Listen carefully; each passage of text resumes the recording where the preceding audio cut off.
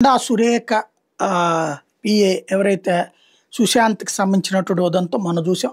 అతను ఏదైతే ఒక కంపెనీ వాళ్ళని తుపాకీతో బెదిరించాడంటూ ఉత్తమ్ కుమార్ రెడ్డి పోలీసులకు లేఖ రాయడం, ఆ లేఖ ఆధారంగా పోలీసులు చర్య తీసుకోవడం, ఈలో ప్రభుత్వానికి నివేదిక ఇచ్చాడు. ప్రభుత్వం అతన్ని డిస్మిస్ చేసేయడం, ఓఎస్టీగా ఉన్నట్టున్నాడు అతను డిస్మిస్ చేసేయడం. అతన్ని అరెస్ట్ చేయడానికి పోలీసులు వస్తే కొండా కుమార్తె ఏకంగా రేవంత్ రెడ్డి రాజ్యాన్ని అంగీకరించడం, తాట తీస్తామని ప్రకటించడం.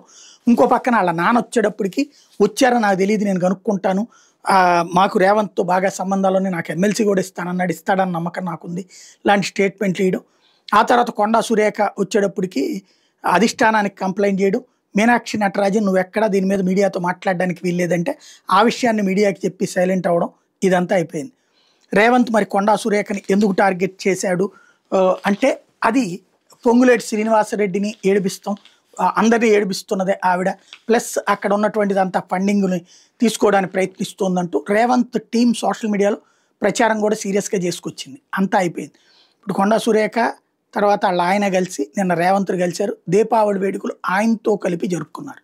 అంటే ఇక క్షమించేసినట్టేనా, వదిలేసినట్టేనా, కుమార్తె కొండా సురేఖ కుమార్తె మాటల్ని పక్కన పెట్టేసినట్టేనా, ఎట్ ద సేమ్ టైం ఈయనకి ఎమ్మెల్సీ ఇవ్వబోతున్నారా, ఆ కొండా సురేఖ ఓఎస్టీని వదిలేస్తున్నారా ఏంటనేదే తెలియాల్సి ఉంది.